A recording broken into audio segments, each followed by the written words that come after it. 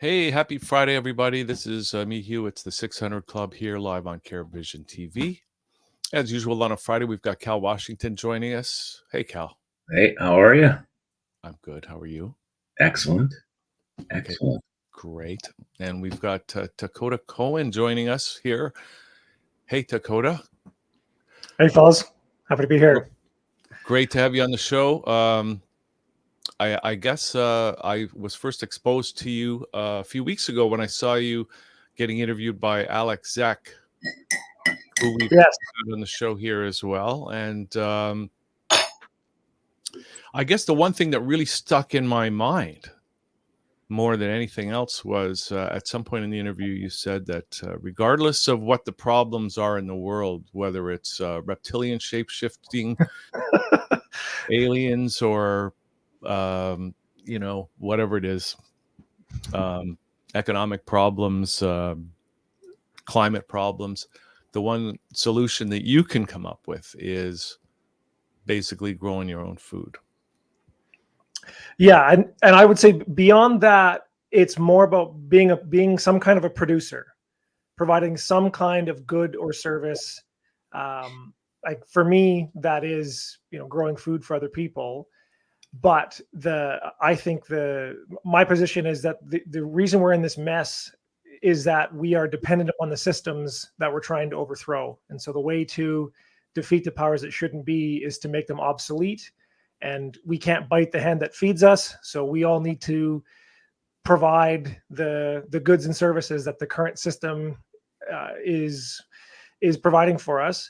Otherwise, we're gonna stay on that teat. Yeah, absolutely. Well, that's the one thing that they've called us consumers for such a long time, right? Yeah. And now it looks like they want to get rid of the useless eaters. So absolutely, I think we all have to produce something. And in the past, we were producing things, and then we got absorbed into these corporations that actually helped us to produce more because of the synergy that an organization like that could do. But now it looks like with AI and robotics and stuff like that, it's almost as if, at least from their point of view, we've become obsolete. So we need to rethink exactly what we do. And yeah, it seems they're working to make us more and more dependent on the system. Yes. And that's just that would be a disaster. So we're here to see what else we might be able to do. I don't know, Cal, do you have any thoughts? Yeah, I agree. I think, we are, obviously he's from Alberta because he's saying we're sucking on the teat, but They don't say that in BC? Not so much. You won't hear that too much out here, but in Alberta, yeah, that's probably a saying you could say at the grocery store and nobody'd get offended. But anyway, yeah, it's true. They have created where we're dependent upon them or dependent upon the system to do anything or to get anything. We're not self-sufficient anymore. And, historically we were self-sufficient and then just traded with others to get they were supplying. Going to back to what Takota said was, you gotta give something. You gotta be productive. You gotta add something to the mix. Mm-hmm. Don't just sit there and not get involved, because if we don't get involved, it's going to get worse. I'm not saying it's going to get worse, because we are actually taking steps, but that's their plan. Put it that way, is to keep us dependent and get more and more control, and then reduce the population to where they feel they can really control us. Well, it's kind of interesting. It's you mentioned it wasn't too long ago when we were all productive, and then because I can think even in my own family, it's only like maybe a couple generations ago that people were living on the land, like living on farms, in some cases trying hard to farm land that a lot of it in Canada is not that productive. But it's only been a couple generations since so many people have moved into the cities and are no longer on the land. But I guess that's not your case, Takota. I guess your family's been on the land there in Alberta you want to maybe just give us a little background into your history Sure. on the land? Yeah. Before I do that, I learned an interesting stat the other day. So in the early 1900s, about a third of the population in Canada was involved in primary production, like agriculture. And today it's about 3% in Canada, and yet 30% or more of the population is basically is a civil servant. They're involved in some kind of government bureaucracy. So we've literally gone from being producers, almost the majority of the population being direct producers, to now a third is basically parasites. That's a strong word for our government people, but I agree 100%. I just saw that it was. I can tell. I think we're going to have that thing running at the bottom, because Takota is, the words are getting worse. He started with teat, and now it's gone to parasites, and I don't know about this. Absolutely. Well, yeah, where is that? I will run that. But I saw some statistic that Canada, like the largest employer in Canada, is the federal government. Yes. Yeah. And then we got the provincial governments too, right? Yeah. Which, Yeah. and Yeah. so Well, that's a potential recipe for disaster. Go ahead. Yeah. And then you look at all the grants and subsidies that, even people that are involved in primary production or some kind of business, is that they are, most of their jobs are created through grants, whether it's the DIE or I know in agriculture particularly, there are literally hundreds of millions of dollars of government subsidies trying to get people to produce certain kinds of things, moving more towards industrial animal agriculture or farming crickets or monoculture crop farming, things like that. So even the people that are producers today, they're being paid by these government bureaucracies. Mm-hmm. So now your family's been on the land there in Alberta for a few generations. Is that correct? Yes. Yeah. My great grandparents came here in the early 1900s, and they literally lived in a log house that was dug into the side of a hill that's less than 2 kilometers from where I live now. And I'm just curious, what part of Alberta are you in? We're just about an hour and a half south of Edmonton, or about 2.5 hours north of Calgary, kind of in the Camrose area. Oh, okay. Red Deer kind of area. Yeah, Red Deer, Camrose. Yeah. Very nice. Because I mean, it's kind of difficult in Canada. I mean, we've got the problem with really a limited supply of arable land, not to mention the climate. I mean, even here in Ontario, I was at a friend's farm over the week, or this past week, and it's like Southern Ontario, right? But it's still like you're battling the winter. Like just keeping up with the winter is like a full-time job. Once the winter sets in, which is, for a good 3 or 4 months solid. But you've made the move to permaculture, I guess. Is that right, Takota? Well, like what how did you kind of move into that approach to agriculture? Yeah, so my parents transitioned from, kind of industrial agriculture, monocrops, cattle in feedlot, hogs in barns, full synthetic fertilizers and chemicals. They transitioned away from that in 1988 to certified organics. And we tried that for many years, and we still were finding that it wasn't addressing the root cause of our fertility issues on the farm and other things with our soils. And so when I came back to the farm in 2012, I started researching just alternative agricultural systems, and permaculture was one of them, which it was a system that was developed in the 1970s by Bill Mollison and David Holmgren from Australia. And essentially it is a system that tries to provide all of, basically a permanent culture. So all the needs of humanity in a way that's permanent by mimicking natural systems. And I've also studied other systems like holistic management, and I've studied a lot of regenerative agricultural techniques as well. And so we've kind of combined all of that on our farm now. And really in the last 5 or 6 years, we've seen just some phenomenal increases in productivity and the health of our land, biodiversity, less work, more profit. Just all.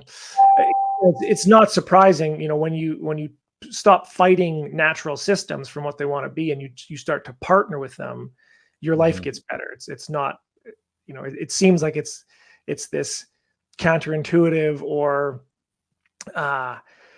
crazy thing, but actually, the so-called, conventional agriculture is not conventional at all. That's the piece that we've gone crazy with. Mm-hmm. So yeah, because we hear stories like the natives in Canada were growing corn, squash, and beans together, and somehow those three plants were super complementary to each other.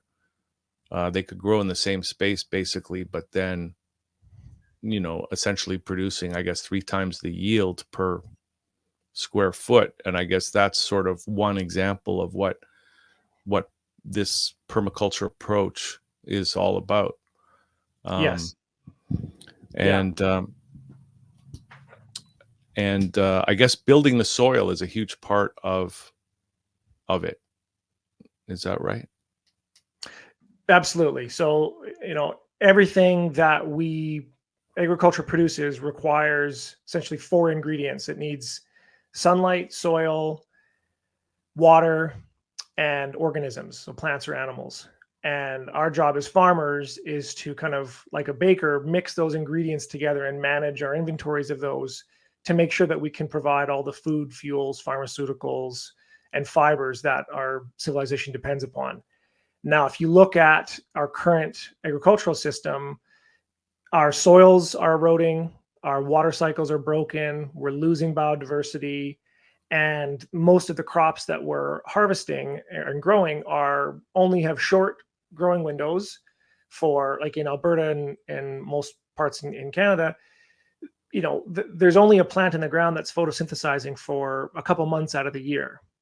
And so that's just a great example to show how degenerative our current agricultural system is, versus you move towards more of a regenerative system where we are increasing soil every year. Our soils are actually getting better year over year. We are improving our water cycle. We are increasing biodiversity in both plant and animal life. And we're typically trying to move towards perennial crops, or if we're using annuals, we're doing relay cropping so that there's always something in the ground photosynthesizing. And that's just a really simple example of what we're trying to do with on our farm, and what all regenerative farmers are trying to do is to optimize those. They're called the 4 ecosystem processes. And I mean, we heard, like, back in the 60s and 70s, there was something I think called the Green Revolution. Yes. Where they were saying, oh, we can feed so many more people, we can get our yields up, per acre. But I think a lot of that was based on industrial agriculture techniques like pesticides and fertilizers and that sort of thing. Yes. But I mean, can you talk about the yields that you're getting with the permaculture approach and how that would compare to, say, the best outcome in industrial agriculture? Sure. So yeah, the Green Revolution was essentially a bunch of fertilizer salesmen that would go around to farmers, and they would give them a free bag of fertilizer, and they would say, hey, go in and find a corner of your farm, the worst part of your pasture, your cropland, spread this on the ground, and call me in 12 months. And what they found was, just like when an athlete injects steroids and they get, crazy, ripped, it's the same thing with fertilizers, is that these plants just grew like crazy. Mm-hmm. But, that continued for many years. And then the plants started to get sick. So then they started to have diseases, or they would attract pests. And then the fertilizer salesman would come back and say, well, don't worry, because I've got another thing you can try. And then it's essentially been this just revolving door of, problem, reaction, solution. where they apply something, it has negative side effects, it doesn't treat the root cause, and then they have to keep buying more and more things. And so now, the average farmer in growing annual crops is spraying their field 6 times with some kind of herbicide or fertilizer. Like there's, I believe it's like 7 billion pounds of glyphosate is sprayed worldwide every year. And that's just one of the thousands and thousands of herbicides and pesticides. So yeah, the Green Revolution was, basically a collusion between our governments and our agricultural departments, where they turned the industry of war after the First and Second World War. They turned the tanks into tractors. They turned the mustard gas into pesticides. They turned the bomb into fertilizers, and they turned the nuclear technology into biotechnology. And we essentially turned the war against each other, against the land itself. And it has now become one of the most profitable industries on the planet. And so, in terms of our farm, when I first came back, our yields had declined so much that we basically weren't even getting yields anymore. Like, for example, when I was a kid, I don't know if folks have ever seen those like small square bales, the ones you might see at a fair or something like that. They're about 50 pounds. So we used to get 100 bales of those per acre of land when I was a kid in the first cut. And then in the second cut, we would get probably 50 bales per acre. And then sometimes we get a third cut, which would be maybe 25 bales per acre.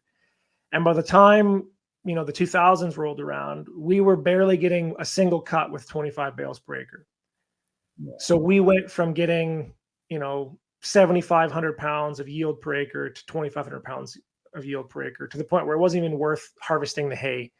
And the same was true with our grain crops and our grazing systems as well. And in about 2 years after applying some of these techniques, which are things like rotational grazing, which is managing livestock in a way that mimics how natural herds of bison or elk would move through, where they're being chased by predators. They're tightly bunched together, so they're not, staying in one area and overgrazing and being in contact with their parasites. They're constantly on the move, and they're bunched tight together. And we use electric fences. So there's rotational grazing. We started using things like multi-species cover crops, where we're planting, instead of one species in a crop field, we're planting sometimes dozens of species of annuals and biennials and perennials in the same field. Rather than just wheat, we'll plant wheat, peas, barley, oats. We'll plant sunflowers, hemp, millet. We'll do, and then underneath we can plant things like radishes and turnips and clovers, all in the same field, all at the same time. And in that way, we're mimicking a natural ecosystem, the diversity of natural grasslands, where, in a prairie, you might have 150 species in a healthy prairie ecosystem. And the reason for that is that every year is different. So you might have a dry year or a wet year or a cold year or a hot year. And so of those 150 species, there's going to be a community of plants that will do well no matter what the conditions are. And so after applying some of those things, compost and, starting to plant trees to slow the wind down, all these different things, we went from fields that were getting, one cut of 25 bales per acre to we would graze it 2 or 3 times and then get a yield of, say, 70 bales per acre. And then the next year it was getting better every year. So as opposed to the yields going down, they're actually starting to climb now. Or I've got a crop farmer who we only have 250 acres on our farm. And so I've started to work with other farmers in the area to grow more crops in the same style that we are. So I've got a guy who grows all my grain in that same diverse system that we're talking about. And last year he got 90 bushels per acre of yield, which is phenomenal. Like for the average organic yield, I was just talking to another farmer the other day. This year he got 39 bushels per acre average. and that was a good yield for him. So my guy was getting 90 bushels per acre of just this incredible diverse mix that makes amazing livestock feed. But in addition to that, he's also getting the straw that comes off of it is essentially feed quality, because all of the species that are mixed in there are more than just wheat or oat or barley straw, which has no nutritional value. So now the straw bales can actually be fed to cattle, and it's essentially a replacement of hay. And he's getting the benefit of that diversity of crops, building his soil fertility while he's going through the growing season. So we figure that he's about 3 times more profitable than even like the best organic producer. And then you go to the commercial guys, and yeah, they might get the same yields. They might get, 70, 80, 90 bushels per acre yields, but their input costs are so high, and the quality of the grain is so low that they're not even profitable. Like they're essentially losing money per acre on most crops every year if you take out the government subsidies. So, I mean, how does that work with, if you're planting, sort of a variety of crops on the property? I mean, we have our image of, especially on the prairies, of, these giant harvester machines going over the land and just piling it up in the back of the machine. Is that how it works in terms of harvesting this? Because you'd have all kinds of different, you'd have different crops though. Yeah, no, it's the exact same equipment. He's using the same seed drills, the same combines, the same. Any farmer anywhere in Canada could start to apply these multi-species cropping, and there are farmers that are doing it. One of the techniques is called intercropping, where like a typical one is say oats and peas, or wheat and lentils, and those are very simple plantings, and they work great. There's lots of research that shows you can plant wheat and lentils together in the same field, and you'll basically get a yield equivalent to as if you planted them separately, but they're grown in the same field. Yep, sounds like that corn, beans, and squash kind of. Exactly, same example, but we're doing it on the broad acre, and so we're just taking it to another level, which is not just 2 species but dozens of species, and then integrating livestock in there. So after he combines all that stuff off, he's moving his cattle through the field to graze on it's called aftermath grazing, which again is mimicking the kinds of cycles you'd see in an ecosystem where animals, they're providing the fertility, not some natural gas plant that's converting it into fertilizer somewhere using the Haber process. We're using grazing livestock that are taking a waste product, converting it into incredibly valuable fertilizer, and putting it directly back on the soil. Okay, well, yeah. Okay, Cal, save that, whatever you were going to say. We're going to take our first break of the show, and then we'll come back, and we can, I don't think 2 hours is going to be enough here, but but it'll be a start anyway. So we will be back right up. All right, we're back here on the show with Takota Cohen and Cal Washington. Cal, did you want to, I don't know, sounded like you wanted to chime in there. Yeah, I really, it dawned on me the way Takota was describing getting the fertilizer, and then the fertilizer caused a problem. Then they brought in the next thing and the next thing and the next thing. And that's what the medical system does too. I just visiting my dad, and he's got a blister pack of all these pills, and they're all organized, and he's got to take 1,000 pills a day. I'm exaggerating, of course, but it's one is chasing the problems of the ones previous. Yeah. And every once in a while, they keep adding more pills, and then he'll go in and bang his fist on the table and say, "I want these knocked down to half," or whatever. Right? He doesn't care but he just doesn't want to take that many. Mm-hmm. But it's the same program. And when you think about us as being part of the earth, or actually the earth, they're attacking the earth and they're attacking us through both means, right? So interesting. There was also this other guy that I saw years ago. He was doing it wasn't farming, it was more like a garden, large garden, but he was mimicking the forest, and he was putting a lot of bark mulch down, and he got to the point where he didn't have to water even, and it kept parasites away and all that kind of stuff, and it just kind of took on a life of its own because he had the natural balance there. And he just went in the forest and mimicked it, because you can see everything's falling on the ground, and then it just covers the ground. There's always a ground cover, and it holds all the moisture and everything in. And so he just tried to mimic that, and he got beautiful fruit and vegetables out of it. Yeah. Well, I'm in the city, right? And so I got a very small yard, but I've been building the soil up in the front patch, because when we first moved here, it was all dug up and it was just pure clay, right? There was none or very little topsoil. And I just kind of been letting the ground cover stay there over the winter, and it's turned into quite a lush little urban jungle in the front.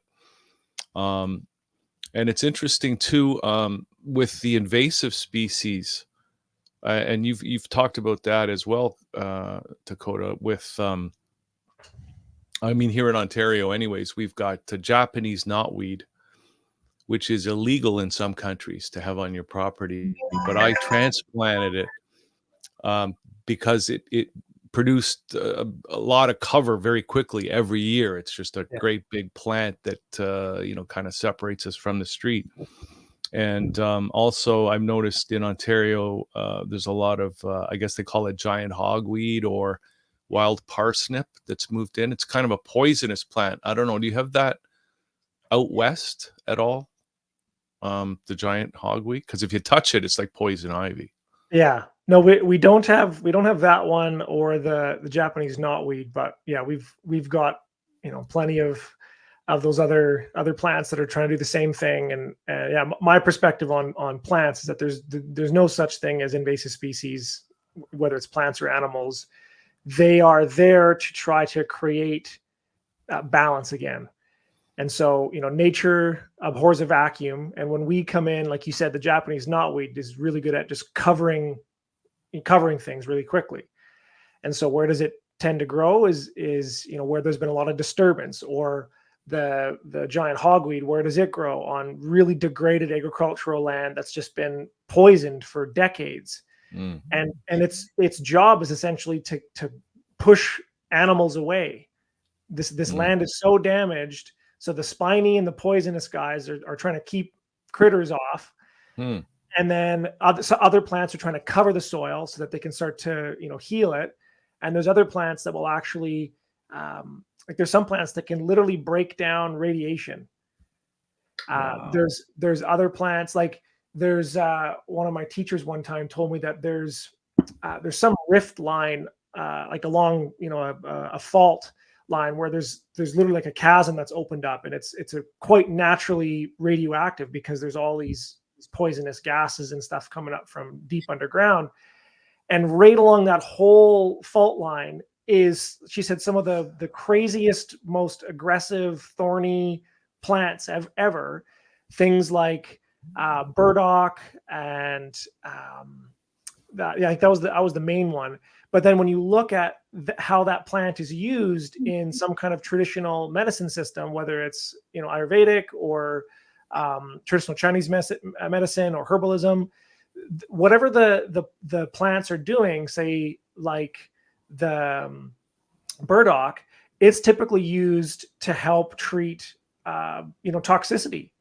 It helps pull toxins out of our body. There's other plants that grow after forest fires, and those plants are really great at healing humans who have been burned by fire. And so, like, you look at fireweed. There's a herbalist in Alberta here who's literally developed a sunburn spray that's made out of a hydrosol from fireweed. And it is far more effective at treating sunburns than any of the steroid creams or anything else, because for billions of years that plant evolved to know how to heal burns and ecosystems. And it's the same for us. So we quite literally are, as Cal said, we are nature.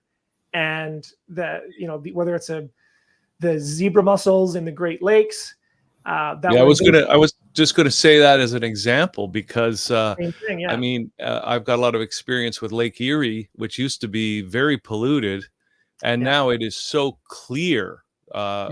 and probably the toxins are reduced as well. But you can see down 50 feet, crystal clear water now. Yeah, and as far as I know, the zebra mussels are gone, right?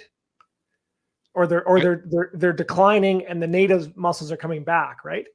I haven't heard that, but they've probably found their equilibrium, right? Okay, yeah, yeah, and so that essentially, like, there's a really great book called "The War on Invasives" by Dow Orion, and she goes through. I believe it's for sure zebra mussels, Japanese knotweed. I think there was like starlings, kind of the most common and most hated invasive species on the planet. And she tells this whole story about what were the conditions that basically humans created to bring about the need for that plant or animal to move into the ecosystem and just take over. And for example, the zebra mussels, there was incredible pollution in the Great Lakes. Like, factories were literally dumping toxins, whole cars into the Great Lakes, sewage. And so all of the native mussels, which their job is to filter and purify water, they couldn't handle that level of toxicity. And so thankfully, these zebra mussels that I believe they came from China, they evolved in a much dirtier ecosystem. They were able to come in, and once the pollution stopped, they were able to clean up the backlog. And from what I've heard now, a lot of the native species that were going extinct are starting to come back in again, because they have actually the upper hand over these invasives when you've got a healthy natural ecosystem. And the same is true for whatever plant or animal that is invasive in your region. There's some reason or something that's out of balance that they're there to fix. Well, and another thing I heard is that just for example, within 10 feet of any poisonous plant, there will be another plant that will be the antidote, kind of similar to what you're talking about with the burdock. But within 10 feet of a poison ivy plant, there's going to be a plant that's going to heal it, like mullein. I think is one example. I believe it. There's another thing that I've heard is that whenever there's a particular disease or health issue that kind of pops up out of nowhere in a certain region, there also tends to be the same plant has a heyday that year in that region as well. So there really is, when you get down to this stuff, there is a beauty and a kindness in the natural world and a grace that is super profound. Yes. And we have to find that amongst ourselves too, because we're out of balance. Yeah. And this whole money thing has been introduced, and it doesn't belong here. If you just look at what Takota is saying, there is a balance that naturally comes, and we have to get back in tune with that. We've been told we have to go out and get pieces of paper called money in order to have the fruit off the land, and that's just that's not true. It's invasive, and we're born into it, and we can't see it for what it is, but we are definitely out of balance with that. Yeah, absolutely. Yeah. These patterns, as Cal said, the same way that the farmers and agribusiness is creating this revolving door of problem, reaction, solution. It's the same thing in our medical system. It's the same thing in our financial system. It's the same thing in our political systems, in our educational systems. It's all at all levels. It's the same. And which is, on one level, you might kind of seem overwhelming, but then when you take a step back and you realize, so wait, all we need to do is just, as one of my favorite kind of ecological scientists says, Victor Schauberger, we just need to comprehend and copy nature, and all this stuff goes away. Like, the answers are there. We just need to comprehend and copy it. Yeah. Well, how are you finding it though with farmers? I mean, a few years ago there was a big farmers protest here in Ontario, and they all drove in and circled Queen's Park. And I went to talk to some of these farmers, but they didn't seem that open to ideas, or No. ideas like permaculture or changing it up from what they're No. used to doing. No. So one of the things I've realized is that there's a lot of people that don't really want freedom. They just want control. And I think those farmer protests were a really great example of that principle at play, which is they just want to keep getting subsidies. So I believe that the government shouldn't subsidize anybody. They shouldn't subsidize permaculture farmers or regenerative farmers or organic farmers, and they certainly shouldn't subsidize industrial chemical farmers. There shouldn't be a dairy board. I believe that everyone should be free to trade, mutual consent to mutual benefit amongst each other, and there shouldn't be any power on high that gets to decide which trades are better and which ones should get a tariff or a subsidy or a grant or whatever. And so all of these farmer protests all around the world, they were in reaction to the government's saying, okay, we're going to not subsidize fertilizer anymore, or we're going to put a tax in on this. And so the response was, no, you can't do that. You can't take away the free stuff we were getting. We actually want more free stuff. Versus the correct response should have been, great, don't subsidize anybody. So don't subsidize the cricket farmers. Don't give Bill Gates, zero interest loans so he can buy up all the farmland. If you're going to take our money away, that's fantastic. Let's make it a level playing field for everybody. But instead they came in and they said, no, we don't want freedom for everybody. We just want control for our group, whether that's the dairy boards or the canola boards or the corn boards or whatever it was. And yes, they were able to I think the media really played this quite well, because they were able, again, this is the divide and conquer thing. They don't care who wins this side of the debate, because both sides are clamoring for government controls. The people that took away the subsidies are trying to, push it towards their vegan agenda. And then the people who want the subsidies are trying to push it towards theirs. But they're both, it's pressure group warfare. They're getting together in their little gang, and they're petitioning the government for control for their special interests. And I believe that the correct response is that let's start taking away these controls and these subsidies step by step until there's none left. And then people will get to decide based on their own free choice. And yeah, some people are going to make bad decisions, but the market or the ecosystem will correct them, and they'll learn over time. Versus we don't get to have that feedback. And so, like you were saying, Hugh, that the reason farmers aren't receptive to this is because, like Upton Sinclair said, it's impossible to get someone to understand something that their salary demands they not understand. So they literally, their livelihood depends on them not getting this. And so they have to create all these rationalizations and in their own minds, because otherwise their farms would go bankrupt, because they're not living in farming in harmony with natural systems. And without that government subsidy, they would be bankrupt. Now, this is not a condemnation of farmers. They are just as much a victim as anybody else in this system right now. But this is to say that, again, coming back to the first thing we opened with, is the solution is to become a producer. And to get off of these government subsidies or the government teats, as I said, because otherwise we're just going to be squabbling over who gets control over the government. And it's not just the subsidies, but the government is, at least from what I understand, because I've heard farmers in Ontario complain about over-regulation. They're not allowed to do things, right, with their land as well. And there's more and more of that. It seems, and it seems now with the UN stuff, it seems UN Agenda 2030 policies are coming in and affecting municipalities all over Canada. Yeah. I mean, is that affecting you at all? Are you being told what you can and can't do?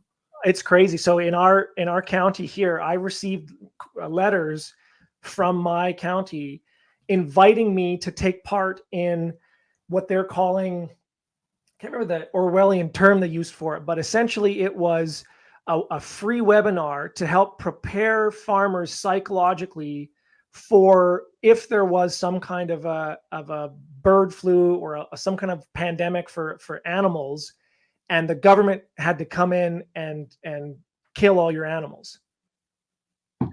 That was two years ago. They were sending out these correspondence to all farmers, inviting them to take part in these mental health webinars to prepare them for government forced euthanasia programs.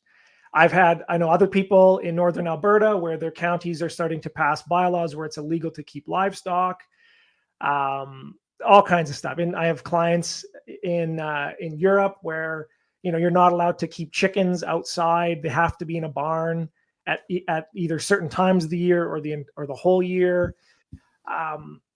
But I believe that the solution to this is not to try to petition and protest the government and say, no, you can't do that. You need to pass laws that are favorable. I'm saying we should ignore them altogether. We should say that no one should get to decide what kind of crops gets grown. I don't want to ban Monsanto. I don't want to ban glyphosate. I don't want to ban genetic engineering. I don't want to ban confined animal feedlot operations. I don't want to ban any of those things. I believe that the free market will make them obsolete. No one wants genetically modified food. No one wants food that's been sprayed with Roundup. No one wants to eat meat that's been raised in essentially a concentration camp. Mm-hmm. The only reason people are choosing those things is because they are cheaper than the alternative, because the governments are subsidizing them with the money that they print. And so if it was a truly level playing field, we wouldn't need to ban or regulate or control certain things and have the EPA decide how many animals you can have before you're considered a feedlot, like they were doing in, I believe it was Oregon. Like if you had 4 cows, you were considered a feedlot. And they were going to regulate you as such, where you had to put in $1 million water kind of catchment system to retain all the nutrients before it would run off into the lakes. And the people got up in arms and said, no, you can't do that. Those laws are only for the feedlots. Mm-hmm. I'm saying, no, let's actually take a step back. And now we can have a conversation with these industrial farmers and say, look, I don't want the upper hand, and I don't think it's fair for you to get the upper hand. What if we just let people decide with their own free will? And I think that's where what I'm trying to push for and advocate for is that we stop trying to engage with these government systems and fighting again over who's in control. And instead we say, no, we aren't going to try to ban anything and control anything, even if it is. I think glyphosate and Roundup and herbicides and CAFOs and GMOs, I think they're terrible. I think they're awful. I think they're destroying the planet, but I don't want to ban them. I want our ecosystem to teach these farmers that those are bad decisions and they will stop doing them of their own free will. Mm-hmm. Yeah, in a sense, if a natural economy that's just left to market forces is kind of like an organic garden, right? It's an ecosystem. Yeah. So where you get away from that, you get into these subsidies, and then you're just distorting and you're interfering with the environment's ability to give us the feedback we need to course correct. Exactly. And that's why, capitalism and free markets and economics has kind of gotten a bad word and a bad rap, because I think it's been co-op. But when you really look at it, it's just an ecosystem. Mm-hmm. It's an ecosystem of how humans interact with each other. And I believe that ecosystem should be free. I think that the innate intelligence that is in human beings is the same as the plants that know how to remediate the soil. It's just that there are, certain really sick people that have stepped in and taken control of the ship, and sadly, a bunch of people think that it's better to have, a tyrannical father figure than it is to take some responsibility and move out of the parents' basement and take some responsibility. Okay, well, or stop sucking on the teat. You can say it again. But Cal, we'll be banned in British Columbia if we continue to use that word. Well, people don't even know what it is over here. So, Okay, well, let's just take another little break and we'll come back and we'll see if we can. I got some questions about, how we can continue to do that or how we can get to that free Great. market ecosystem. So we'll talk about that when we come back. Okay, we're back. And I just want to say, because we're going out across the Caribbean as well here, and although we're talking about agriculture, permaculture in the Canadian context, the context of a cold climate, but these principles can be applied anywhere, right, Takota? And I'm just thinking, I know that a lot of these Caribbean islands they don't have a lot of good land there either. So it's kind of a similar problem to what we have in Canada. And yet they also have a problem with sargassum kind of floating up on shore, kind of wrecking their beaches and stuff like that. But this is seaweed that's just coming there from the ocean. And I'm thinking, well, you can look at it as a problem in one way, but if you were to kind of just think about it, you could take that stuff and you could build soil with it. Absolutely. And so it's almost like any kind of anywhere there's a problem that's identified, that problem, if you just think about it differently, can be turned into a solution of some kind. Absolutely. And that is one of the key principles driving permaculture, is that the problem is always the solution. And so, yeah, like that seaweed, for example, I don't know what kind of seaweed this is, but I used to live in Newfoundland for a year. And that's what the gardeners and farmers would do there, is they would literally get pickup truck loads from the ocean of this seaweed, and they would bring it back and put it directly on their gardens. Some people would compost it first, add in some animal manure.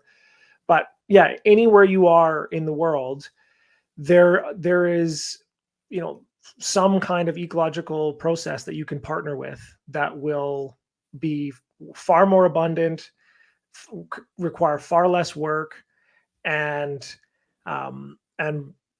yeah, it will eliminate the need for all of these inputs, whether that's the fertilizer or the herbicides or the pesticides. And one of the great things about permaculture is that because it was originated in kind of a subtropical climate, there's actually a lot more practical systems that have been around for decades in the tropics and subtropics.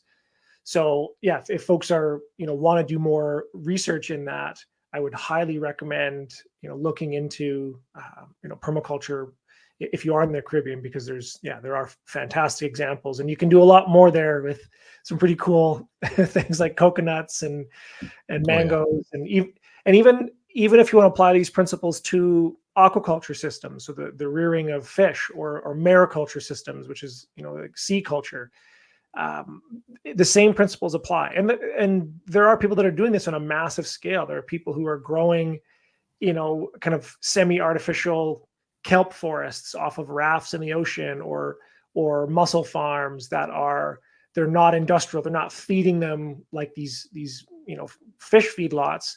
They're a lot more again mimicking these natural systems, and they're phenomenally productive. Yeah, I'm thinking that we've seen the economic forces, I guess, but that's in the context of all these subsidies and that sort of thing. We've seen the farm sizes get bigger and bigger and bigger. Yes. Because it would take more land, I guess, to support a family living on the land. And less people can do more with machinery and that sort of thing. But then if you're going to do that, you have to use the industrial techniques rather than permaculture techniques, I would think. To some extent, although like you could have multi 10,000 acre farm and be growing the same diverse grain crops that I'm talking about, and then have a herd of 10,000 cows come through and graze that afterwards. And so you can do this stuff at scale. There's no reason you can't. There will need to be some kind of reduce in complexity like the smaller unit area that you have, the more diverse and more productive it can be per unit area. But we can still mimic these natural systems, whether they're on a few hundred square feet or a few 100,000 acres. But I guess it seems to me though that you could have, I mean, if you had more people on the land using their kind of Yes. their hands, getting Yes. their hands dirty in the soil, you can really get high yields though. So you could have smaller farm sizes than what we've gotten used to, and you could have more people living on the land. Is that Yes. Yeah. And I would say that would be a more optimal solution. Now, I'm not opposed to technology and using equipment at all. I think they are fantastic tools, but I do think that there's a limit to a limit to some of that technology. But yes, I would say in general, our farms in a free ecosystem, free market kind of scenario, they would be much smaller. They would be much more kind of vertically integrated or diverse, and there would be a lot less like there'd be more of a reliance on management and timing and strategy than there would be on just getting the bigger hammer or the bigger tractor or the bigger combine or whatever it is, which is essentially the solution now. Is whenever agriculture comes up with a problem, it's more horsepower or more chemicals is always the solution right now. Versus in the system that I'm talking about, it'll be how do we comprehend and copy nature more effectively. Well, I'm thinking too, if we're going to see AI and robotics move forward, and if that displaces a lot of industrial city type jobs, I mean, we could have more people living on the land and using permaculture techniques to grow more food. Potentially, I've an interesting perspective on AI. I think it's another boogeyman. For centuries, any technology has always been seen as, it's gonna take away the jobs. Whether it was the Luddites and the spinning jennies, hundreds of years ago, or when the Industrial Revolution came around and the steam engine and the gasoline engine, there was always some group of people that was clamoring for the government to ban certain technology because it was going to take away all the jobs. And the opposite happened. When the gasoline engine came around and it did away with all of the need for the horse infrastructure and the cartiers and the wheelwrights, all these people, there was huge infrastructure around that ecosystem of in the market, and they just transitioned into something else, and their lives got better, and they did it on their own free will. But they all lobbied the government to try to ban engines or ban the steam engine or ban the spinning jennies. And I think that the powers that shouldn't be are very crafty, and they know that this divide and conquer strategy works really well. And so I think AI is going to be used like another boogeyman to try to get the government people to give away their consent for some kind of proposed security. And so I think AI is going to be just another technology. But the thing that I'm most worried about is people's response to that and how it's being framed as how it's going to either take jobs or it's going to be a threat to humanity or whatever. All of these, the way that it's being framed by statists is, here's this problem and the solution is give us more power so that you'll be safe. And I'm saying, don't worry about that. It's just another tool.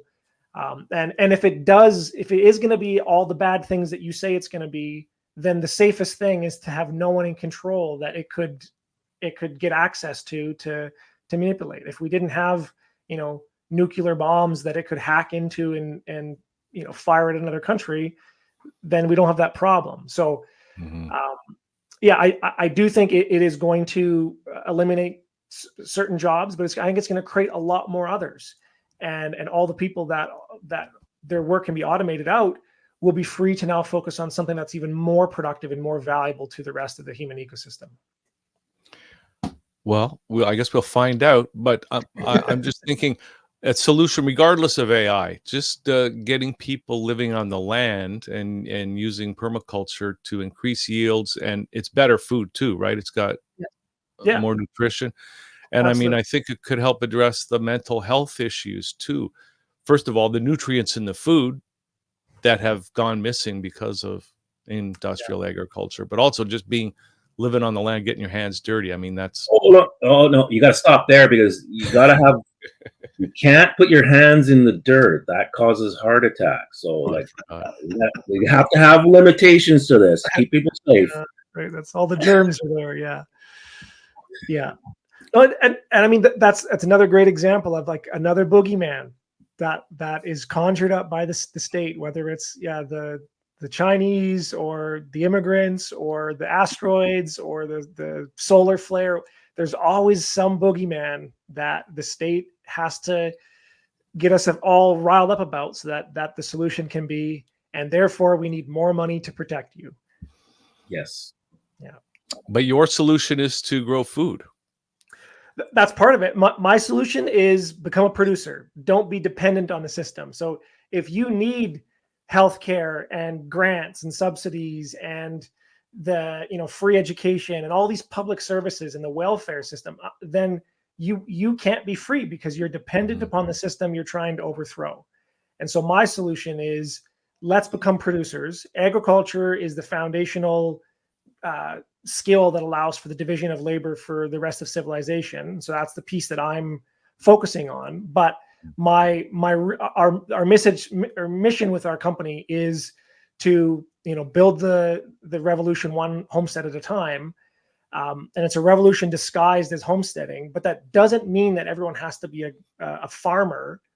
I think everyone should be a gardener. I think everyone should participate at some level with their own ecosystem, whether that's a few houseplants or growing a little bit of salad or something in a windowsill. At some level, people should try to participate in the miracle of growing plants and animals at some level. But by no means do I think everyone should be a farmer. The division of labor and specialization is absolutely essential to the kind of civilization that I think is optimal for human beings. And so, certain people are still going to be involved in industry and technology and banking and insurance. Those are all valid needs for humanity. The problem is that those things have been co-opted. Now, the other reason why I think homesteading is a really practical skill is that there are a lot of loopholes or essentially loopholes that people can use, where they can use a homestead as a way to pass wealth on to the next generation. Because in a lot of cases it's capital gains exempt, or there's loopholes in the current system. And it gets people out of the cities, because I think there is a potential for, in the next few decades, for things to get a bit dicey. And so if people want to have a bit of a, insurance policy against that, I think having some kind of a small property at a minimum, even if you're not involved in agriculture, there's no downside to it. There's a huge potential upside. And like one of the things I tell my clients is, you can essentially build a homestead with money that the government would have otherwise stolen from you if you do it right with your tax write-off. And I know, Cal has some, and other folks have other solutions to get around some of those systems as well. And so this is just another way where you can play by their rules and still undermine the system if you don't want to get into more of the trust, the trust type systems and stuff like that. Okay, so trust is one thing we've talked about before. I guess I don't know enough about it, but I guess that's something that people can look into. But I mean, we've got like right now we've got that Bill C-293 in the Senate. I mean, I don't know if you've looked at that, but I mean, it sounds like with that, and then hearing that what you're talking about with the seminars to help you mentally prepare for having all your livestock sacrificed or whatever. I mean, it sounds like we're getting close to some kind of a major play that they want to come in and really enforce their Yes. dictatorship. I mean, what are your thoughts on how we deal with that? Yeah. So again, it comes back to like, if we can't bite the hand that feeds us, then we have no choice but to do whatever they say. And so having, like, for me, that's what homesteading is at a minimum level about. It's about taking some personal responsibility, not being dependent on, or being, removing your dependency from as many of these systems as you can, whether that's the food system or the water system or the healthcare system or the subsidies and grant systems, whatever your kind of weak link is. Homesteading, I think, is a way that addresses all of those. But I just want to be stressed that in the ideal solution, or the ideal world that I would like to see, I don't think everyone should be farmers. I don't want to go back to this kind of subsistence level agricultural system. I think a lot of the technology and the amazing inventions that humans have created are going to be even more useful once we get rid of these systems of control. Now, in that transition period between where we are now and where we are, going for, I think there's going to be more lockdowns. I think there's going to be more pressure. I don't think they're going to, do the martial law stuff, or at least maybe not everywhere. Like, they're doing it in certain places, but for the most part, I think their strategy is going to be like they did during the lockdowns. They're now coming out and saying, no, we didn't force anyone to take those. They were all voluntary. And so I think that's what they're going to do. They're going to put pressure on us. They're going to try to coerce us into doing whatever it is, giving up our animals. And they'll use the carrot and the stick interchangeably. But as long as we have the ability to just say, no, thanks, they can't touch us. And we don't have to fight them. We don't have to get petitions together. We just need to get together, first in ourselves, in our families, and eventually in our communities. And then we can have regions and just have enough people who just want to say, no, thanks. But the thing is with this, and this bill C-293 and all the other bills, just like the farmer protests, the response is, I think what they want is, people are now fighting that, and the anyone who I've heard talk about it is now telling, write your senator, write your MLA, write your MP, get involved. You have to vote harder, and they want us engaged in the system. Versus my thing is, it doesn't matter to me. They can pass whatever laws they want. I just got another letter in the mail today from Statistics Canada saying that there's a mandatory survey that I have to tell the government what crops I grew this year and what animals I grew. They've been sending these letters to me for years. I've never filled a single one out. They call me, they try to pressure me, and I do the same thing every year. I say, essentially, no thanks. And then they say, well, but it's mandatory. And I say, well, are you going to force me? Well, no, we're not going to force you, sir. Okay, well, then I politely decline. No, but it's mandatory. Okay, well, I'll be happy to do it if my hourly rate's $300 an hour. And you just go around these loops, and eventually they just back away. And there's no antagonism, there's no anger. Like the guy on the other line, he's trapped in the system too. Mm-hmm. And so that's my, whatever law comes out in the next few years, the solution is always the same. Become a producer, make the system irrelevant. Don't engage with it. Don't give it your power. Don't form a group and try to get control. Go for freedom. What do you think, Cal? I agree 100%. I mean, we're doing it on a different spoke. That's all. Like I see the money as being the root problem. Everything that he's describing is, if they didn't have money, they couldn't do any of it. Yes. Yeah. So we got to take the money from them. And that's all it is. Give it back to the people. And then it's a free market. I don't know where this is going to go, but I can tell you, if we keep following them and sucking on that teat, I got to throw that in there again. Then the end is, you can see where they're headed. and I don't want to go there, and I don't want my grandchildren growing up in that. No. And so we need to just go the other way. Like he said, ignore them. Yeah. Everything is just smoke and mirrors. It's Wizard of Oz. Watch the Wizard of Oz. The Wizard of Oz is an illusion. Now, you don't know that in the beginning of the movie unless you've seen it before. But at the end, it's just not there. Yeah. Yep. And they had the power the whole time. It's just. Yep.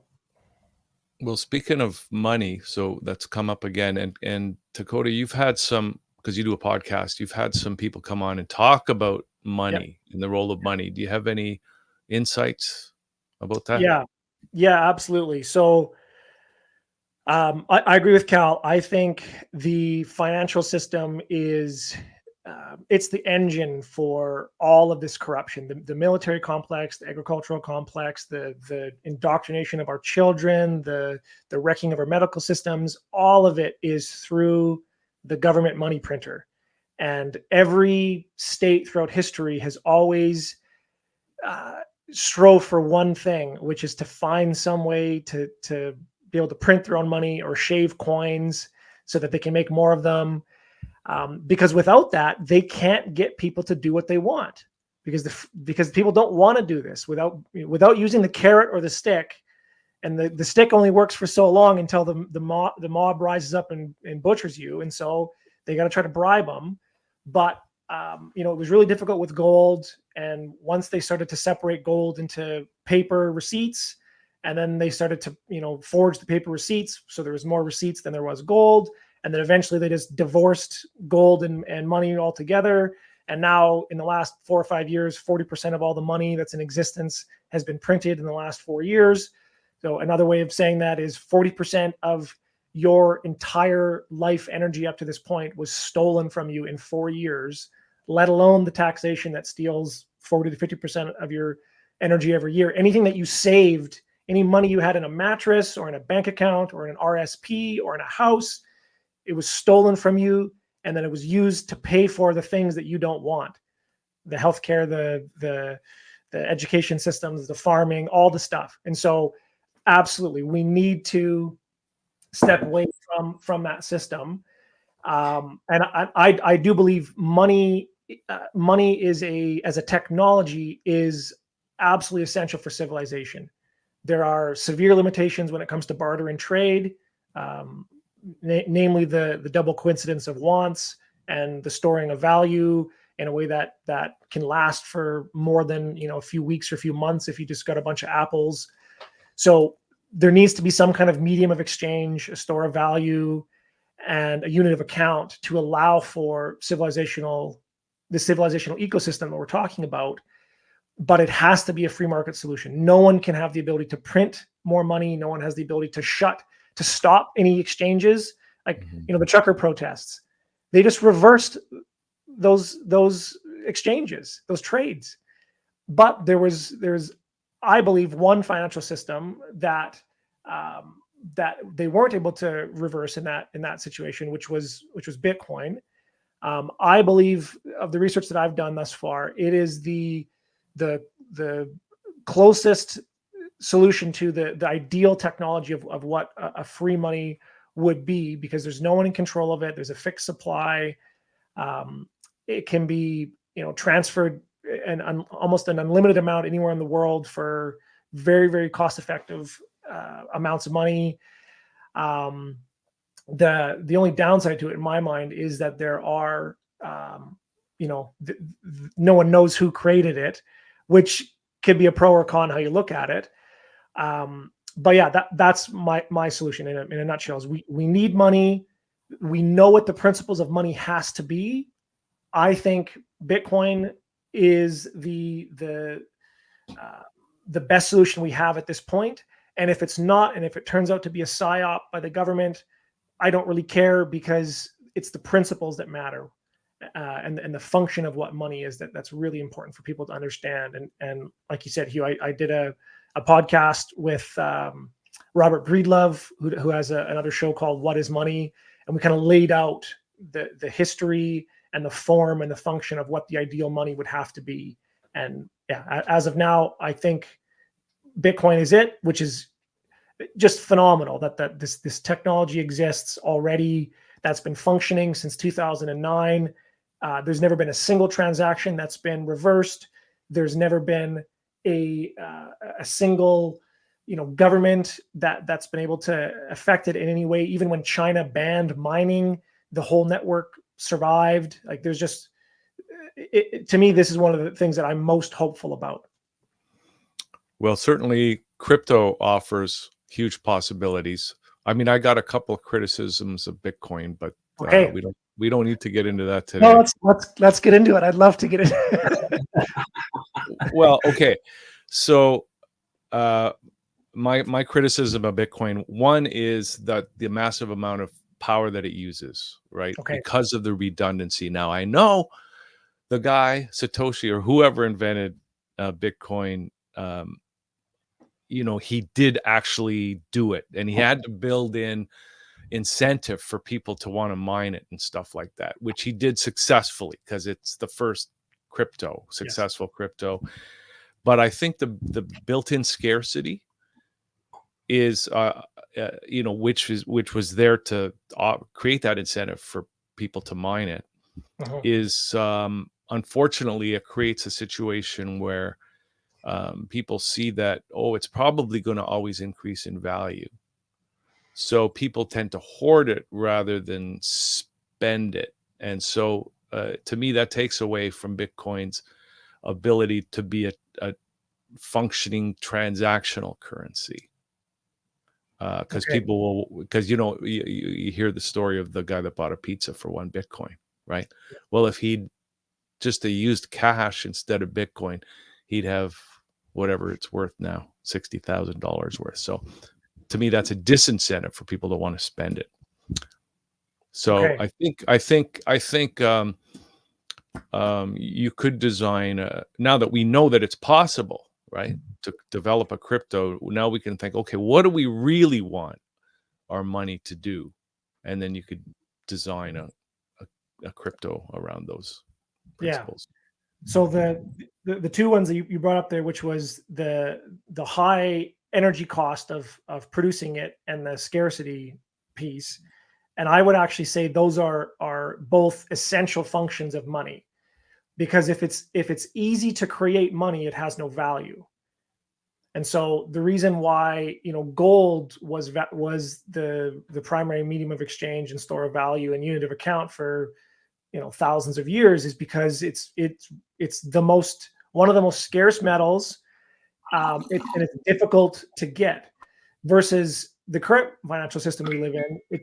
It's effortless to produce more money. The government can just punch some numbers in a computer screen, and that's what creates these false scenarios. So the fact that we now have a money system that is tied to the value of energy, which is really what makes the world go around, I think is absolutely amazing. That, like, it's a virtue that it's difficult to create this, that it takes effort and time to do this, which is what will inevitably secure the value and stop people from gaming the system, or just being able to go and print monopoly money and cut it up in their house and exchange that around. When it comes to the scarcity aspect of it, again, that's the same piece, is that if some individual or someone has the ability to inflate the money supply, they have the ability to steal wealth from somebody else at whim. And so if you look into the Austrian economists, the total amount of money in an economy is irrelevant. It's really about how divisible that money is. And so, there's nothing wrong with the fact that there's a limited supply. The hoarding of it at this point, I would say, is also irrelevant. There are like trillions of dollars of this are being exchanged, back and forth. Like, it's I think that the amount of Bitcoin that's transferred hands in the last few months or few years is greater than the amount of gold that's going back and forth. So it is starting to function as a medium of exchange quite well. And there are other technologies like the Lightning Network that's being built on top of this, which is even more efficient. Like, I have an app on my phone that I can send money to anyone in the world for less money than it faster, cheaper, and more secure than any of the PayPal and any of these payment services. MasterCard, I can accept payments. So yeah, I would say those two criticisms of Bitcoin, the scarcity aspect and the high energy use, are actually two of its most essential features as a sound money. Well, scarcity is one thing, but a limited amount is a whole other thing. That's the problem. That was the problem with gold in the first place, because once they wanted to expand the economy, those that had the gold had the gold. Like, where do we get new gold to have new projects? It became like, no, this is a problem because there's only so much gold. So you want to have scarcity, yes. You don't want to have inflated distribution of any kind of currency. Yep. But with technology, like going back to what Hugh said, now that we have this technology here, we can design something that doesn't have an end to it, but it still has built-in scarcity, and so that it doesn't inflate the overall pot. So there is a way to do it, but I think having an end is a problem, because soon as it ends, the very next baby born does not have Bitcoin. Totally, I agree, and I don't think anyone should be born and be entitled to something. There are no free lunches in nature, but that baby will be, if they aren't able to inherit it from someone or get a gift, they'll have to earn it and provide some kind of good or service. Yes, but what the point is, that's the first baby. Now you've add 10 billion babies, and there's still only X amount of Bitcoin. And yes, it's divisible, etc. Yeah. But the value of it is there's only so much Bitcoin. That's it. Yeah, I agree, and I would say that's a key piece, because otherwise, who decides the allocation of new Bitcoin to babies? Who makes that decision? Exactly. So, but you can build it in from the beginning so that it has protocols that make sense, that everybody can agree to. Okay, this makes sense, and it's already designed to handle that. Mm-hmm. Yeah, and I think too, even the idea of money tied to gold, or gold as money, it means people are going to go around mining gold. Well, people can't. What that means is they're not building houses, they're not growing food, they're not building cars or whatever else we really need. So, I mean, I'm a big advocate that whatever the currency be, that it be tied to real productive capacity of people. So, in a sense, any baby born is got a lot of productive capacity. We don't know what that's ultimately going to be yet, but it's there, and certainly that's what I think we need to tie our money to, is the value of people to be able to produce goods and services, value that other people will value. Okay. So, I mean, yeah, that's a big conversation. We're not going to resolve it here, right? No, but are you guys good to go a bit more on this? Because I agree with Cal. This is a incredibly important conversation to have. We can shelf it as well, but sure. Yeah. I just, before we do, and I'm happy to keep it on, but before we do, I want to make sure people know how to get all your. We'll do it near the end, but get access to what you're providing in terms of helping people to be homesteaders and to be food producers and all that kind of stuff. So I do want to get there as well. So go ahead. Sure. So if folks are interested in getting back to the land, we essentially have a company that helps people buy, design, develop, and manage land anywhere in the world. We can provide one-on-one mentorship, either just by the hour or in retainer packages. We have land design services. We've got an incredible landscape architect on our team that we can help you design where all the infrastructure goes if you've got raw land, or how to modify land if it already has some stuff on it. Right now we're working with clients all over the world, from the tropics to the Midwest to up here in Canada, and basically helping them to design their own homesteads and farms, so that they've got that a little piece of that security and insurance against if shit hits the fan for a few more years. But they're also actively taking part in this much larger revolution, which is I see these homesteads as essentially lifeboats for the civilization that we want to create. That no matter what happens, if we've got this decentralized hub of homesteaders all around the world that share the same vision, have these skill sets, no matter what happens, we'll be able to carry on. But is this stuff that people who maybe just have a home in the city with a little bit of land can also? Certainly, yeah. We've got a lot of free resources as well on our website, where we talk about more of these key principles, whether it's food forests or water harvesting. I've got a YouTube channel where I do a lot of highlight a lot of the DIY projects that I do on my own property. So yeah, this is a mindset. You can adopt this homesteader mindset, this producer mindset anywhere in the world. And yeah, we like to say we have three kind of service offerings. We can do it for you, we can do it with you, or we've got the tools that you can do it yourself. So there's free courses. There's an online course that I produced with Curtis Stone, and his program, which is Freedom Farmers, that kind of walks through my book, which is Building Your Permaculture Property, a 5-step process to design and develop land. So I think if any of the things that you're hearing today are resonating with you, there's something on our website that you might find interesting, whether it's our free podcasts and free resources or some of the paid products. And that's the website, buildingyourhomestead.com, right? That's right. Yeah. Do you guys get into building homes and all that as well, like structures and barns and all that?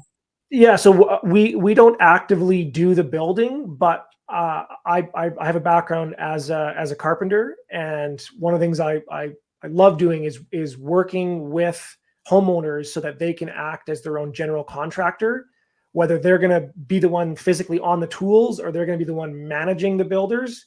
I have the ability to kind of help coach folks through that to build up infrastructure. So yeah, we've got a couple clients right now all around the world that are actively building, the houses and the barns and all the infrastructure from scratch. They're the general contractor, and I'm just kind of a guy in their corner that they can call to when they want to review quotes, or they want an idea on how to build something, or if they can't explain something to their builder, I can jump on a call with them.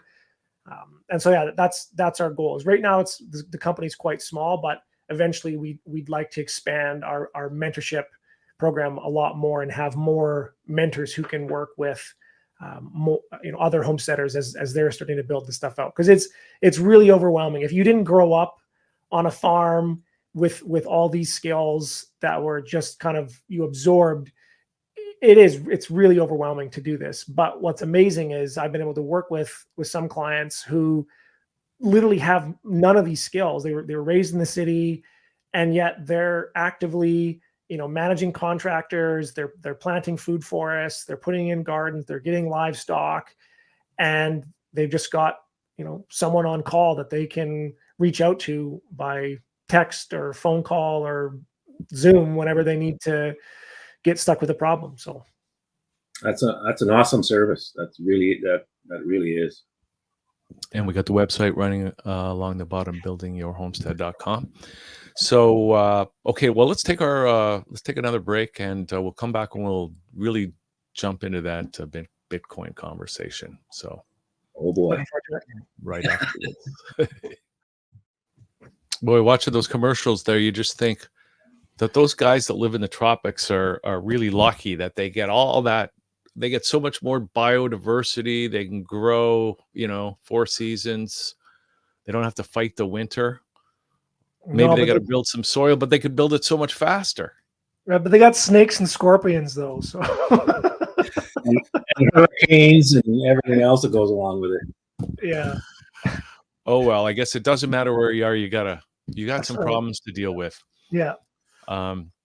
Okay, so Takota, do you want to jump into the money conversation a bit more? I would love to. So, Cal, I'm curious. You're trying to understand more about your reasoning behind why there needs to be a kind of an infinite uh, expansion of the money system that's tied to birth or something like that, and what the downside of having a fixed supply, like you said, if there's a group of people who have all the gold or all the Bitcoin and they don't want to spend it, I don't see that as a problem. That's their property. They've earned that. Like, again, in the current system, most wealthy people got it through grift and knowing a guy. But in once we get past all that, we're in a free economy. Anyone who has gold or Bitcoin or whatever the money is, they would have earned that through providing value to other people. And I would say that that's their property. And if they don't want to spend it for whatever reason, even if it is irrational, they have that right to keep that. And I think any expansion of the money supply whatsoever is an infringement upon their property rights as a producer. It only is if there's somebody running like inflationary. If you look at the colonial script, when somebody wanted to develop land, they had no money. They got on a boat and they barely made it there. They would literally run new script, like didn't exist before. Here's X amount of dollars in this script. Develop the land. You're going to put corn here. Yes, okay. You're going to produce. We'll give it to you. And it was a loan that you paid back, but without interest, right? And it made sense, and everybody prospered under this thing. And that's why one of the reasons for this Revolutionary War was because the king wasn't getting his cut, and these people were starting to become independent. And so anytime you start to run a whole a set of money, that's when the guns start coming out. Yeah, I agree, and I there were hundreds of different state and regional currencies in the United States at certain points, and the government has always been trying to hold this monopoly of being able to create money. I guess my question, again, coming back to that, is whatever money we were like, I think if there were 10 different kinds of money and someone wants to create their own money, they should be free to. I don't think anyone should be forced to use certain kinds of money. 100%. I think that the principle or the kind of money that people will be drawn to on a free market will be a kind of money where that does have a fixed supply, that at least at some point, like all the Bitcoin won't be mined for, I think it's like another couple hundred years or something. But at a certain point, yes, there won't be any more Bitcoin. I don't see that as a problem.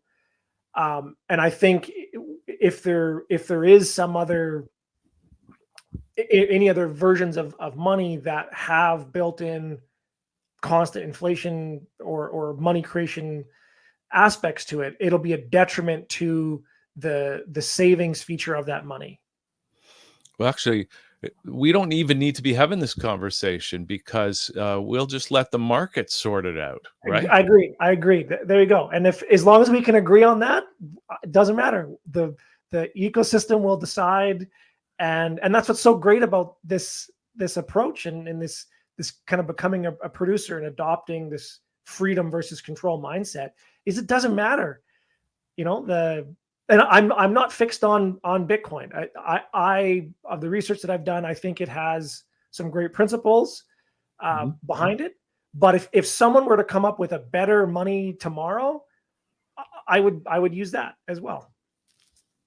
It makes sense. Yeah, it doesn't make sense because right now we've got a monopoly currency situation. Yeah, we're forced to use it. We're forced to use the government system, and they're mismanaging the heck out of it.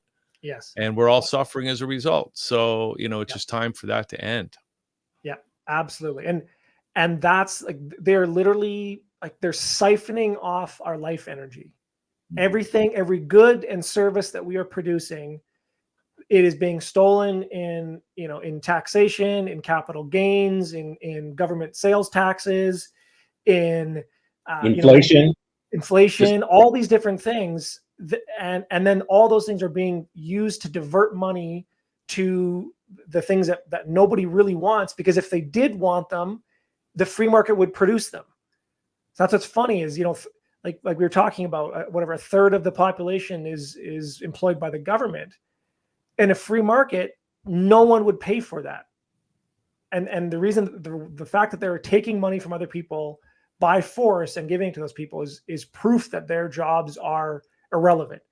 So all we need to do is just say no thanks, have some alternative way to deal with each other, whether it's silver or gold or Bitcoin, which I have all of them. I think it's useful to have multiple forms of currency given the uncertainty that we have. But yeah, at the end of the day, the free market will decide. The most important thing is to, like, one of the things that I really dislike about the Bitcoin community right now is many people are advocating for nation states to start adopting Bitcoin reserves. And to me, this is just so frustrating, because it does away with the whole purpose of, like, Bitcoin was the first separation of money and state.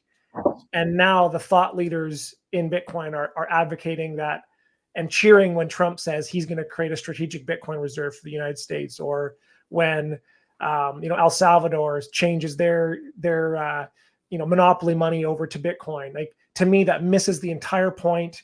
You're still forcing people to use a currency. Even if you force someone to use the best thing, you're still wrong.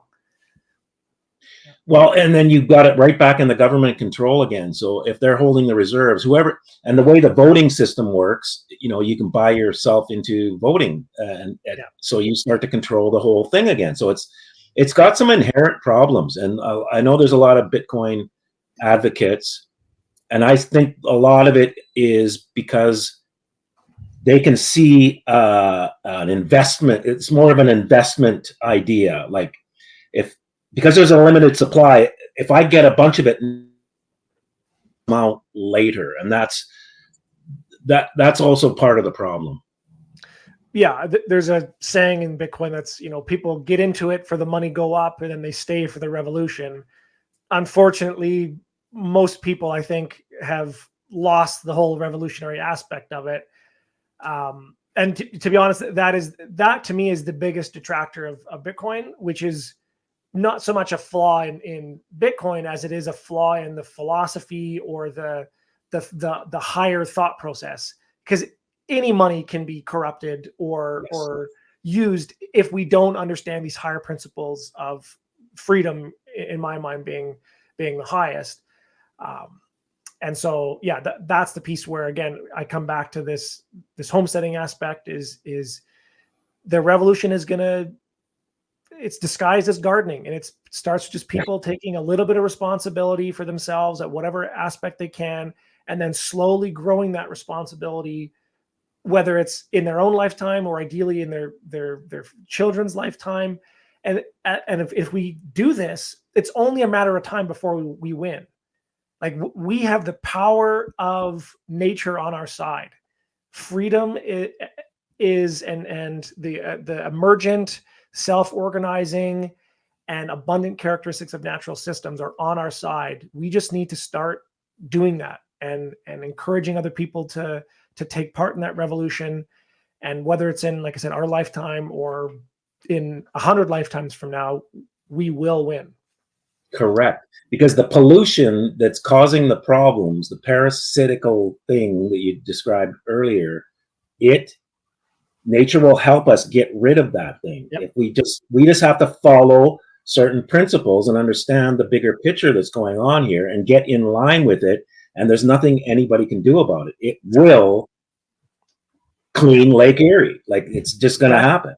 Yeah, exactly. And the best part of it is we don't have to fight. We don't have to protest. We don't have to petition. We don't have to be angry. Like, I get to eat the best food in the world. I'm surrounded with people I love, and just the support and power of nature on a daily basis. And whatever happens in the world now, I used to be a real black pillar. Like, I went deep down the rabbit holes of I don't know anybody like that. But it's a very disempowering narrative, because if you think about it that way, these problems are so big and complex and overwhelming. There's nothing one person can do, and I think that's how they're, whether it's deliberate or not, that's disempowering. But when you take a step back and you just say, look, no matter what, even if what we're doing doesn't make a difference, I'm still going to live the life that I wanted to live anyways, irrespective of the chaos that's around me. And that's the place that, and I've got to, and I don't think that we should, be naive and not be aware of the problems in the world, but they don't have power anymore. No matter what, new conspiracy or conspiracy fact that comes out now, I just kind of shrug and say, like, that's the razor that I have, is just, what would I do if one, none of, or all of these were true? I would keep doing what I'm doing. But is it going to be enough? I mean, if this bill C-293 goes through, if they come and want to kill all your chickens, Takota, Sure. what are you going to do? So great. That's a really great question. And my answer to that is, I will take the Gandhi approach, or the Jesus approach, or which is, there's a great book by a 25-year FBI hostage negotiator called Never Split the Difference. His name was Chris Voss. And this guy, over 25 years working with the FBI, found that the most effective way to deal with terrorists and maniacs who were literally cutting people's heads off, raping women and children, crazy stuff, the best way to deal with those people is what he calls tactical empathy. Or you could say kind of the turn the other cheek, or, killing them with kindness. And this guy, through his really simple, open-ended questions, helping the maniacs feel understood before they can understand. This guy was getting literal terrorists and kidnappers and rapists to turn themselves in willingly. My belief is that the systems that we're fighting, these are sick people. I believe that to never attribute to evil that which can be adequately explained by trauma. And so if they ever do show up, and they have, like, I've had multiple people in black SUVs or calls from the government saying, what you're doing, you can't sell raw milk, you can't sell livestock feed, it's illegal to sell meat that isn't inspected by the government. I've dealt with all those people, or you need a permit to do this. My approach is now to basically ask them how I'm supposed to do that. Like my customers, so I try to understand what their goal is. Okay, so you're saying you're doing this for consumer safety. You need to kill all my chickens, or you need to inspect my feed. Well, my customers, I have contracts with all of them. They don't want those services, and here's all the reasons why they don't want them. Are you going to force me to and my customers to do that against our will? And you flip it on them, because these people, for the most part, they think what they're doing is the ends justify the means.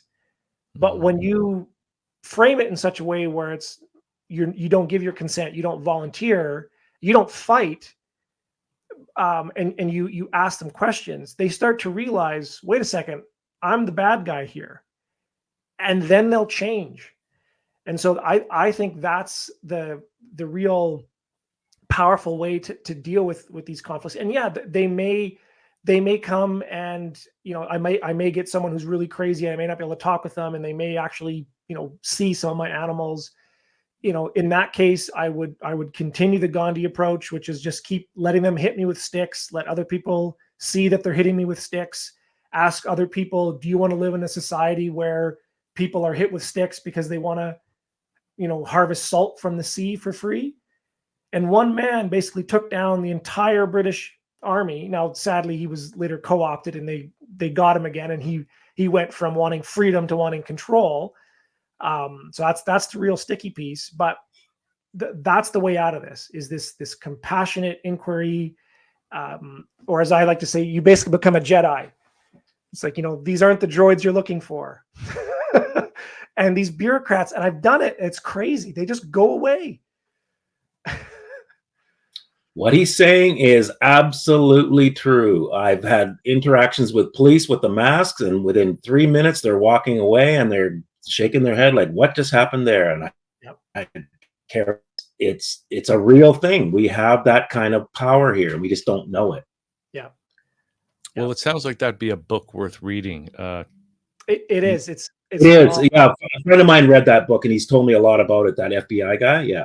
Yeah. Because he's the guy that he could come in and literally talk somebody off of anything. Anything. And and he had techniques. He had actual things that he could describe how he was doing it. Yeah. Yeah. And so like I encourage everyone in the freedom community to read that book. And like he uses it, like he takes these stories of hostage crazy situations and then turns it into like, here's how you can get a deal on a new car. And I'm saying just extrapolate the principles out to what happens when a bureaucrat shows up and says, give us your kids, because they're some of these laws are that they have in the health acts now say that they have that power. And I'm saying the solution there is, like, have you ever watched or read the book Les Miserables by Victor Hugo? No. Or seen the play? There's so the opening scene, there's this convict who's been, when he was a teenager, he stole bread to feed his sister's children. His sister had died and he was looking after them, and he got arrested for stealing bread to feed his nieces and nephews. And then he was put in jail and went through this whole hardship, and he became this, this real kind of villain, angry guy. And one day he breaks out of prison and he goes into a priest's house, and he starts stealing stuff from the priest, and the priest catches him and basically invites him for dinner and just shows him a lot of kindness, and then, gives him a bed to sleep in. And then that night, the guy wakes up again in the middle of the night, continues stealing from the priest, takes everything except for this silver candle that was on the mantelpiece. And it's this beautiful candle, but he just couldn't bring himself to take this thing that was just so beautiful. But he took everything else in the house, left. And a couple hours later, he was nabbed by the police, and the police brought him back to the priest's house. And the priest says, the cop says, hello, Father, we just found this guy. He has all the stuff, but he says you gave it to him. And the priest just sees him and says, oh, my friend, you forgot your candlestick. And he gives him the last thing in his house. And that act of kindness broke him. And he went from being a villain into being the hero of the story. And for the rest of his life, he went around helping people and making the world a better place. And it's this beautiful story. And so that is how I think we fight this revolution. It is this turn the other cheek approach, the compassionate kindness. I think the people, even the high ups, the people that are, even if the queen is a lizard or whatever it is, you think about if you've got down the intergenerational trauma that these families are part of, they're sick. They're hurt people, and hurt people hurt people. But when we can give those people the last candlestick and show them a better way, we can take these incredible villains. Like, imagine if Bill Gates could be turned to the light. Imagine what that guy could do if someone could reach him, or the politicians or whoever it is. And I'm not saying we have to try to go out and focus on those people, but they're going to send the low-level bureaucrats that are just trying to pay the bills. And I've had conversations with these, like the one guy who came and tried to shut us down for selling meat that was uninspected. And I sat him down at the kitchen table, gave him a glass of raw milk. And after an hour, I showed him all what we were doing. And he said, well, between you and me, I think what you guys are doing is the way that it should be. But then he also said, but I'm just doing my job. And I didn't know enough then. And I actually ended up getting the law changed because I got a mob together and we got the government petitioned and we changed it. I wouldn't do that now. I would take a different approach, and I would stay on that guy.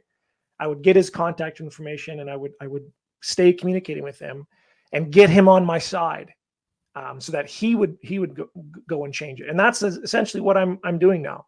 I had another bureaucrat come try to shut us down for selling livestock feed, and after a couple hours of talking to him, he literally went out and found me a loophole in the law and said, "Do this and you'll be fine." I said, "Thanks, man. Have a nice day." So yeah, that's how we beat this thing. I mean, that sounds like it will work with humans, but you mentioned the Queen, and will it work on alien shape-shifting reptilian hybrids? I mean, so let's play that game. Let's, even if there were, say, alien shape-shifting reptiles that were, just they didn't have any human emotions, like even animal. You can use these same techniques with animals. Like trainers are using this with horses or rescue dogs. It's the same approach. But say they didn't even have that, then I would say the solution is still to, like, don't comply. Like they must have logic and reason if they don't have emotion. And we could still use logic and reason to be like, look, you can enslave us and you can pretend to be our political leaders and try to do all this maneuvering and conniving and these schemes, or you can, like, you must have some really cool alien tech on your spaceship. Want to trade?